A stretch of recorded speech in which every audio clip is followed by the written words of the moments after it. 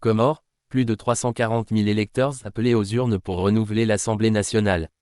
Les Comores étaient en pleine effervescence électorale ce dimanche 12 janvier 2025, alors que 340 000 citoyens étaient invités à participer au premier tour des élections législatives. Ce scrutin vise à renouveler les 33 sièges de l'Assemblée nationale et intervient dans un climat politique marqué par des tensions et des controverses. Les bureaux de vote ont ouvert à 8 h et ont accueilli les électeurs jusqu'à 16 h. Cependant, cette journée électorale ne s'est pas déroulée sans critique. Certains partis de l'opposition, notamment le Djoua, dirigé par l'ancien président Ahmed Abdallah Sambi, ont appelé au boycott, dénonçant un processus qu'ils qualifient de « frauduleux ». Sambi, figure emblématique de la politique comorienne, purge actuellement une peine de réclusion à perpétuité depuis 2022. Malgré ces appels, plusieurs autres formations de l'opposition ont décidé de participer, cherchant à démontrer les limites du régime en place.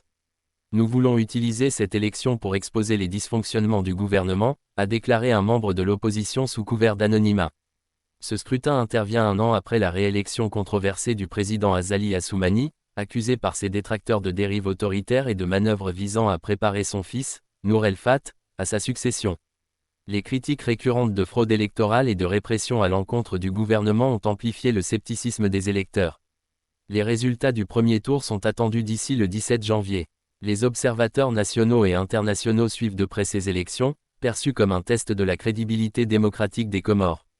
Cette élection législative représente un moment décisif pour l'avenir politique du pays, où les dynamiques entre le pouvoir et l'opposition continuent de façonner la scène politique.